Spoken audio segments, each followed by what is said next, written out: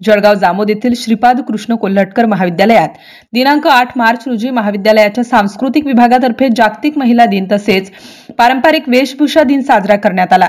या कार्यक्रमाकरिता प्रमुख अतिथी म्हणून माजी नगराध्यक्ष अनिताताई जयस्वाल यांची उपस्थिती लाभली।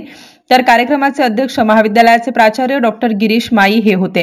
कार्यक्रमाच्या सुरुवातीला माता सरस्वती, संत गाडगेबाबा आणि क्रांतिज्योती सावित्रीबाई फुले यांच्या प्रतिमांचे प्रमुख पाहुण्यांच्या हस्ते पूजन करण्यात आले। त्यानंतर विद्यार्थिनींनी मंचावर उपस्थित मान्यवरांचे पुष्पगुच्छ देऊन स्वागत केले।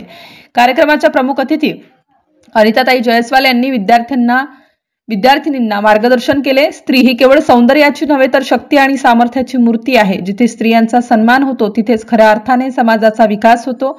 स्त्री शक्तीचा जागर हाच समाजाच्या उज्ज्वल भविष्यासाठी महत्त्वाचा असल्याची भावना त्यांनी आपल्या भाषणातून व्यक्त केली। याच प्रसंगी महाविद्यालयातील विद्यार्थी वैभव घुले, पर्वत सपकाळ, नेहा वानखेडे, पल्लवी माकोडे, गायत्री ढगे, प्राची चौधरी, सुजाता सपका, कीर्ती दाभाडे या विद्यार्थ्यांनी महिला दिनानिमित्त आपले मनोगत व्यक्त करून महिला सुरक्षा व महिला सबलीकरण याविषयी आपले विचार व्यक्त केले।